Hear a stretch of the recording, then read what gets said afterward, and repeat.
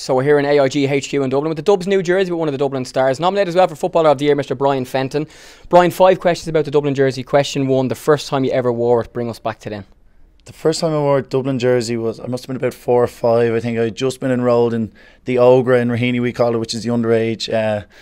Start off from primary school, and I remember my mum getting me a Dublin jersey. It was one of those Arnott's ones at the time, and yeah, it was great. But that was the first time I got one. Yeah. Arnott's then AIG now. What's the best thing about wearing the jersey as a Dubs player?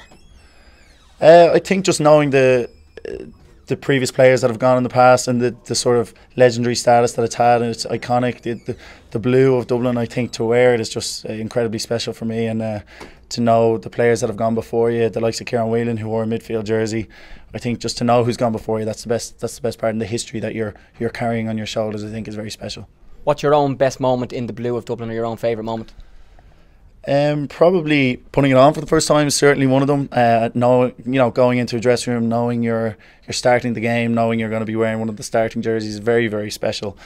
So that was one for me, and probably the first All Ireland. They're all equally as fantastic, but the first All Ireland is always going to hold a special place in my heart and memory. So. Do you remember walking into the dressing room for the first time when you're going to play a senior game, seeing your number and actually pulling the jersey on?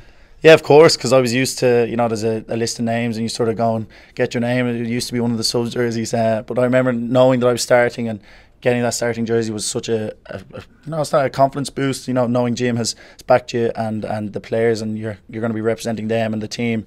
It's very special. So yeah, it was nice. It was a nice moment. As a kid, I'm sure you had loads of Dubs jerseys as well. What do you remember about wearing a Dubs jersey and being a Dubs fan at Croker, cheering them on? I think you were even at a couple of the bigger games just before you became a star yourself. Yeah, I suppose. And most recent before that, it was 2011, 2013. I was lucky to be at all of them when Kev Mack scored his goal in 2011, when the lads won in 2013, when they lost 2014. I was there for all of them as a fan, and so it's been an amazing journey. And underage, you're just wearing your jersey into school, you're wearing it down to your local club training. It's always been part of me.